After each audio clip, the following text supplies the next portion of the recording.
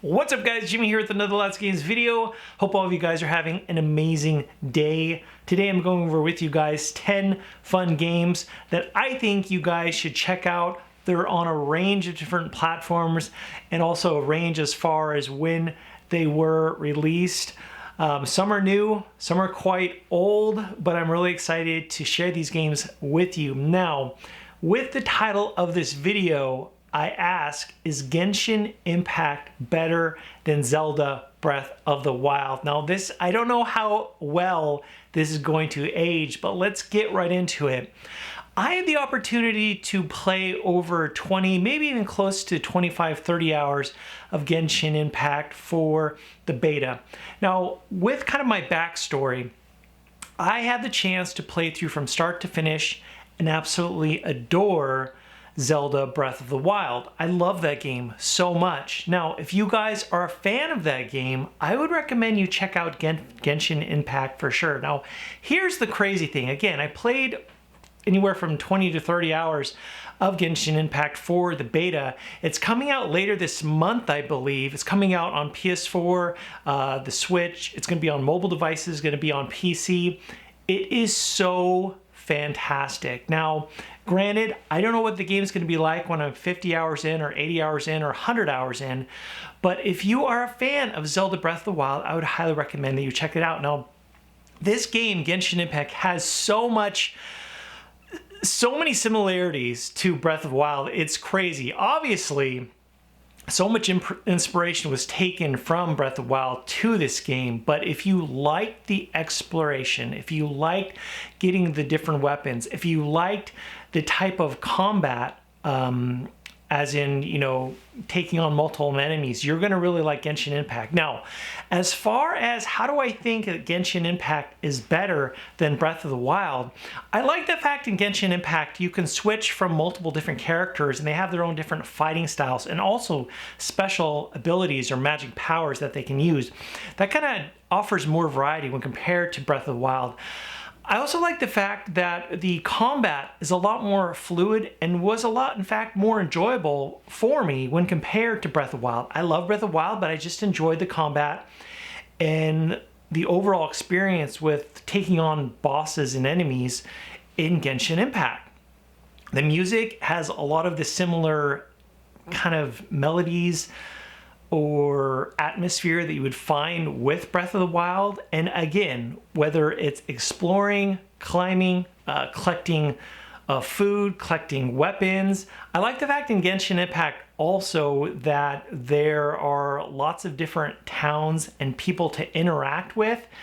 The visuals in this game, as you might have been able to see for the past however many watching this, are gorgeous. The visuals in this game are beautiful, are very, very pleasing to the eye. Now, what remains to be seen is this is crazy because it is in fact a free-to-play game, and there is in fact a gacha or microtransactions. There will have that, but having said that, I played many hours and I didn't spend a dime. So if you're willing to play a game, try a game, and you're a big fan of Breath of the Wild, this is a total no-brainer because if all you really have to do is invest your time and play it, you might really, really enjoy it. One of the things I'm really hoping that they have is I know that there's going to be a co-op mechanic to this. You'll be able to play this game with your friends. I don't know how fleshed out it is though, because I mean, this world is so huge. It is so massive. And again, guys, I know I'm going on and on about this game, but I really, really, really enjoyed it. I don't know how well this is going to age. I hope that the developers don't drop the ball. But from what I played, from the dozens of hours I played with Genshin Impact, this is a game, guys, I would definitely recommend, especially if you're into fast-paced RPGs, action RPGs, and you, again, I know I'm sounding like a broken record, but if you liked Breath of the Wild at all, check this one out. You might have a whole lot of fun with it. Okay, so next up, the next game or games that I've been having a whole lot of fun with lately, just came out last week, is Tony Hawk's Pro Skater 1 and 2. The folks at Activision were really kind to send me a code for the game, and this is a series I've been a fan of for years.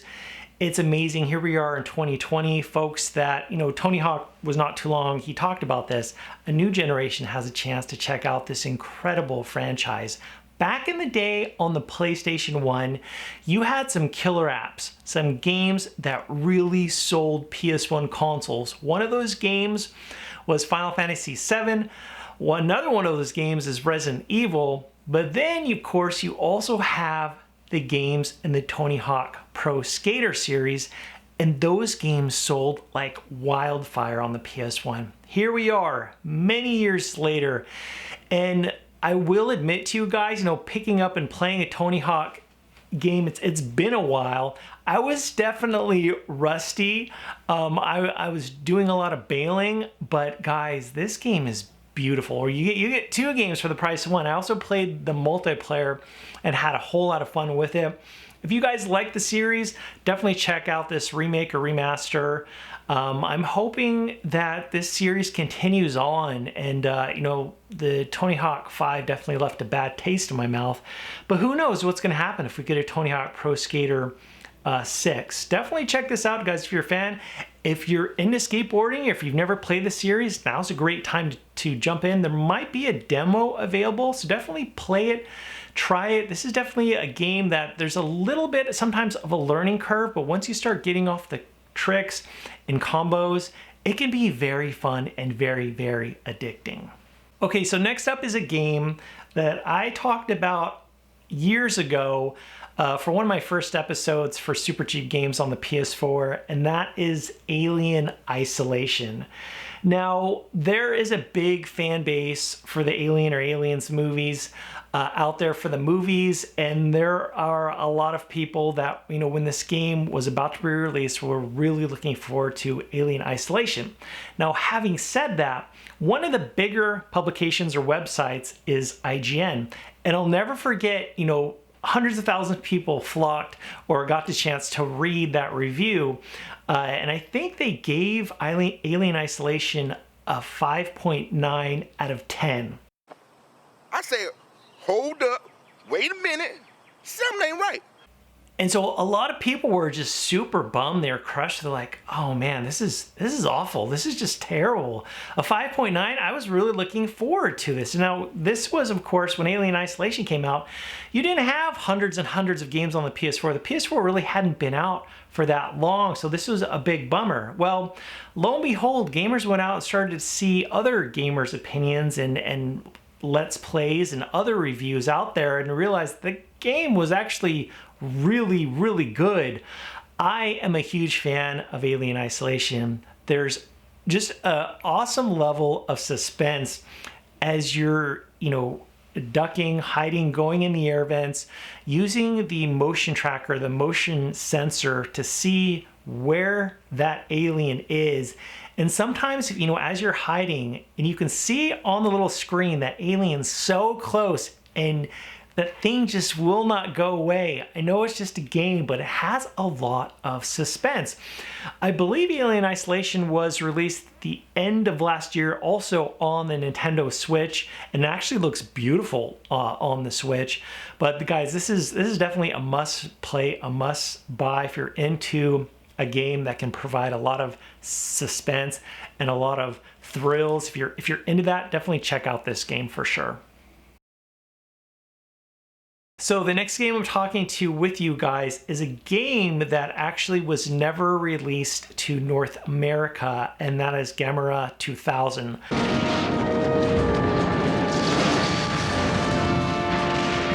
Gamera 2000. So I was introduced to this game by Radical Reggie. He's done a couple of videos where he's talked about this game. And this game, it's such a shame that this was never released outside of Japan, because the thing is this game actually has a story as you play through the game, and all of the voice dialogue is, all of it's in English. Stand by. Yes, Captain. You all clear to proceed.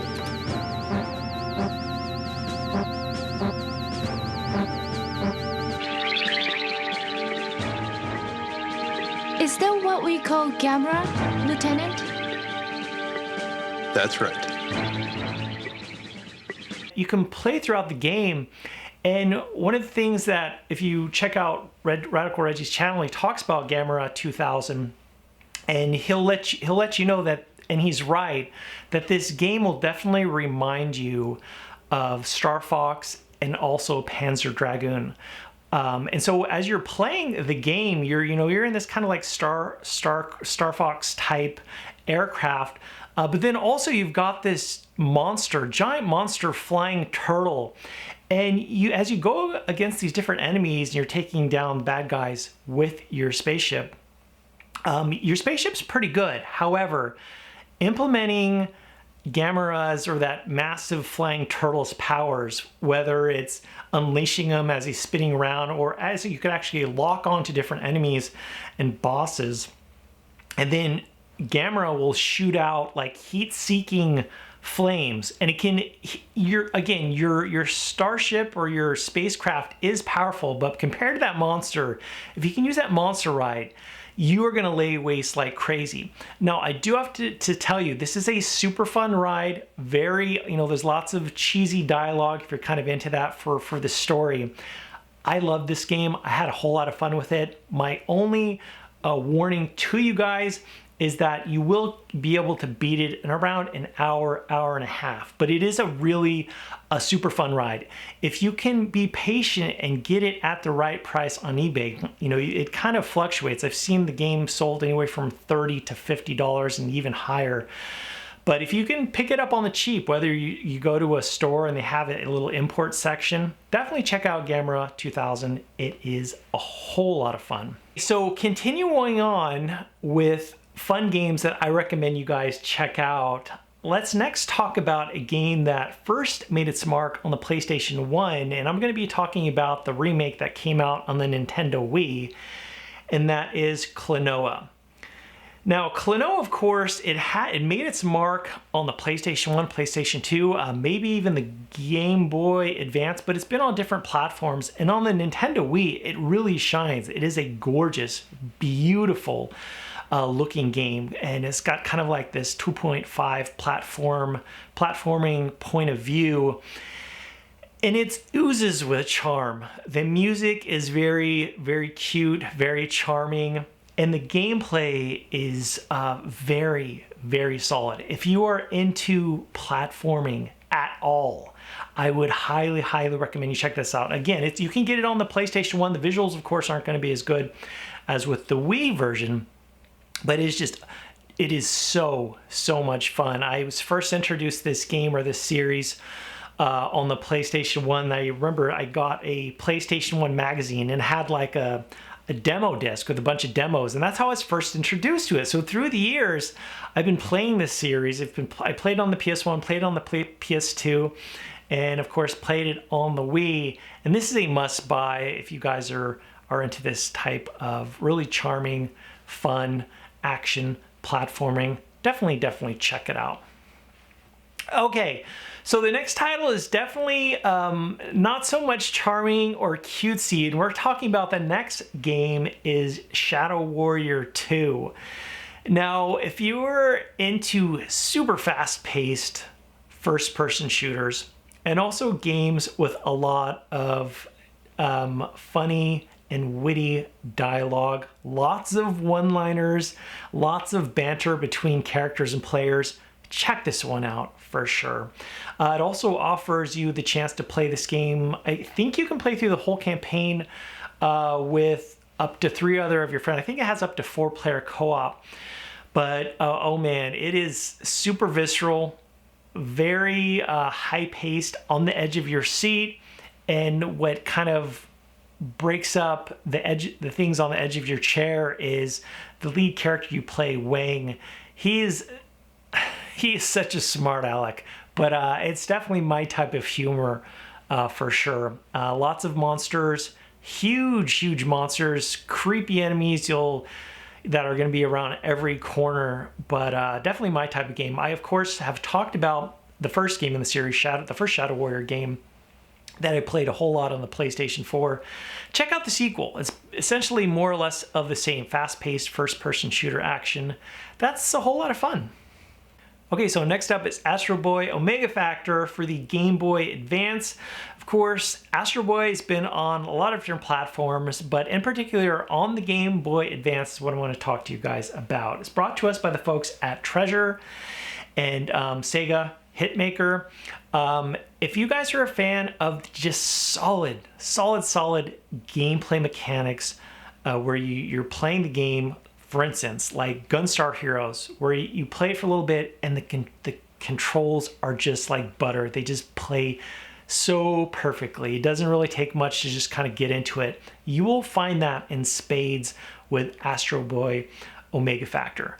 This game is incredible. It is amazing. I would love it if WayForward or another company was to do a remaster and kind of bring the visuals back, because the gameplay mechanics, they're still super solid. They hold up in an amazing way. You'll get to, right off the bat, implement a lot of different special abilities. And as you're playing throughout the game, you actually get to upgrade Astro Boy, where, for instance, you're like, well, you know what? I want to upgrade my laser ability. I want to be able to pack a bigger punch on the enemies I encounter. This game, it's, whether you're fighting on the ground or flying in the air, I just have to say the gameplay mechanics are really where this game shines. If you're a fan of some of the games that Treasure has done that are just amazing, definitely check out Astro Boy Omega Factor. I think you'll really enjoy this one.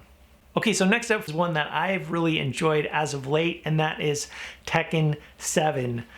Now, this game, going back to a game that plays really well and is very fluid and a lot of fun to play, gotta talk about Tekken 7, especially if you are into fighting games. Definitely a nice list of characters for sure. And the great thing about Tekken 7, there are so many modes, so much to do, whether it's online or offline. So many different things to do in this game. The soundtrack is beautiful. With all the different modes, they even have bowling, which I know it's ridiculous, but if you want to play bowling, if you like occasionally doing bowling in video games, you can do that. You can do bowling in Tekken 7 with the different characters that you can play with for sure. And it's really amazing to me to see where Tekken has where it is now. First playing the game or the series on the PS1, and I remember when Tekken 3 came out on the PS1 and how that game sold like wildfire. It was amazing.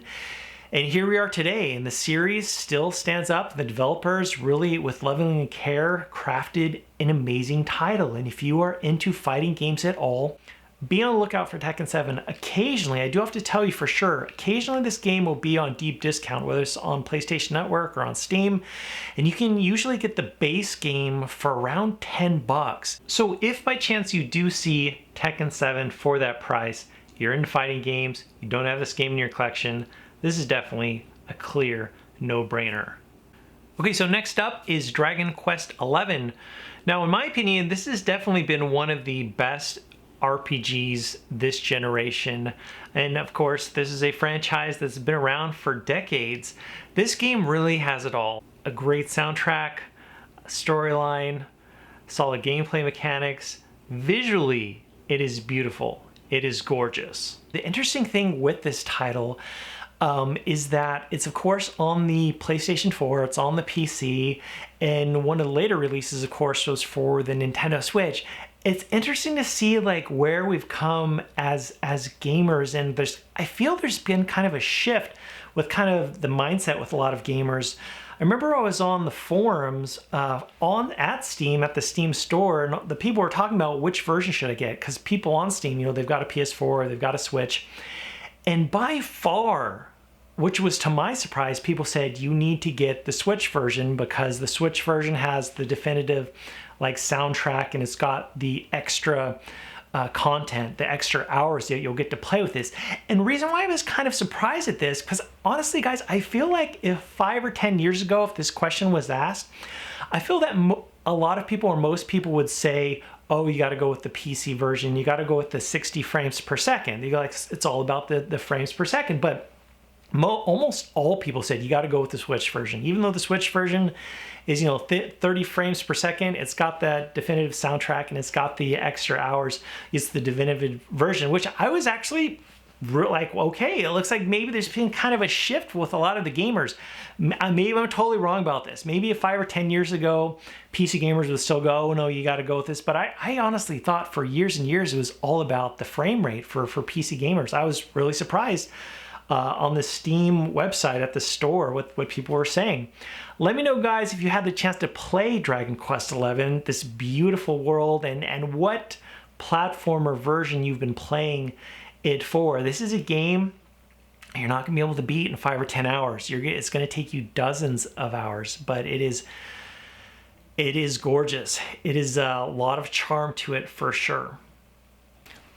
Okay, so next up is a game in a series. This franchise has been around for decades. And the interesting thing is this game was brought to us by the folks that were responsible for DuckTales Remaster and also the Shantae series, Way Forward. And I'm talking about Contra 4 for the Nintendo DS. So again, there's been kind of a theme with some of the games I've been talking about, whether it's Gamera 2000, or Genshin Impact, or Astro Boy, Omega Factor. These games I'm talking about, and with this last game I'm talking about, Contra 4, the gameplay is really what brings it all together. You can have a game with a lot of just wonderful elements, great soundtrack, interesting, compelling characters, really cool storyline. But if you have fun, compelling, interesting, and really responsive gameplay and controls that make sense, you've got something really special to build off of. And you have that with Contra 4. As with Contra, the other games in the series, a lot of different weapons you'll get to pick up. And in this one, of course, you'll get to switch through the different weapons. But the cool thing about implementing the dual screen in Contra 4 is you get this grappling hook that'll take things from the lower screen to the higher screen. And depending on what path, whether it's the upper path of the game or the lower path of the game, you'll get to do that. And whether you're taking on just standard enemies or also boss battles, this is a very, very, very, very fun game. And oh man, it is so fantastic, so good. If you have a DS, if you have a 3DS, definitely check out Contra 4.